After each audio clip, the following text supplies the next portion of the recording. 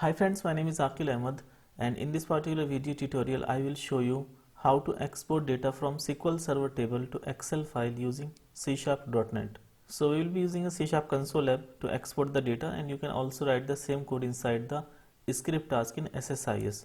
So the agenda of today's video tutorial is how we can export the data from SQL Server table to Excel file using C#. So let's jump to the demo. I got the SQL Server 2019 instance, and in the test database I got a table, email table, and this particular table contains 1000 records. So I want to export the data from this particular table to an Excel file. So the Excel file will be generated at the D files location. Okay, so let me open the C# console app. So this is my C# console app that I will be using today to export the data, and actually I already written the code, so I can just simply copy this particular code from here and I can paste it inside the main method, and I will share the code with you so that you can use it in your environment as well. So it seems like it is missing some namespaces, probably system.io for stream writer class. Yeah, so this is fine, and it is missing some namespaces for the SQL connection as well, data.sql client, and now it is missing the namespaces for the Excel file as well. So if you check the references, so we need to add a reference to the Excel library. So I can click on add reference, and from the com component we need to search for the Excel.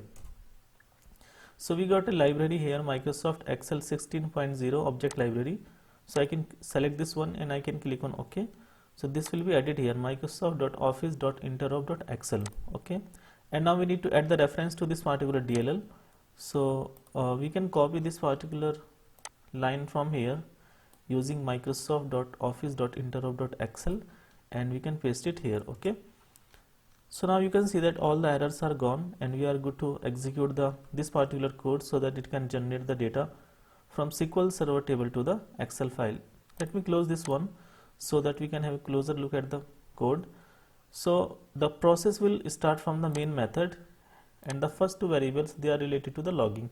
So in case if the process will fail, so it will create a log file at this particular location. And now this is the connection string to connect to the SQL Server instance. So my SQL Server instance name is this one, and the database name is the test database, and we are using the Windows authentication here. This is the query that we are executing, select star from email on the SQL Server instance so that it can read the data from the SQL Server table. And this is the path of the file, d files email.xlsx. Now in the try block we are checking if the file already exists, then delete the file, and then we are using the SQL connection command and opening the connection to the SQL Server using the SQL command class here, and then using the SQL data reader to read the data from the SQL Server instance.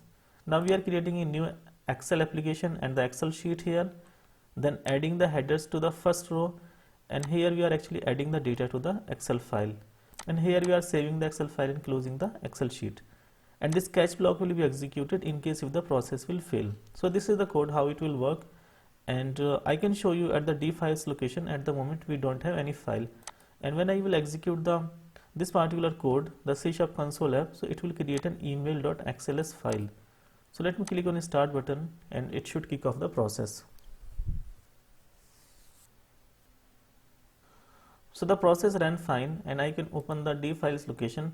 So we can see a file here, email.xlsx, and if I open this particular file, then yeah, we can see the data has been exported correctly. The first line contains the header information, ID, first name, last name, email, gender, and the description column, and then it contains the total 1000 records. Okay, so all data has been exported correctly, and yeah, this is the method how you can export the data from the SQL Server table to the Excel file.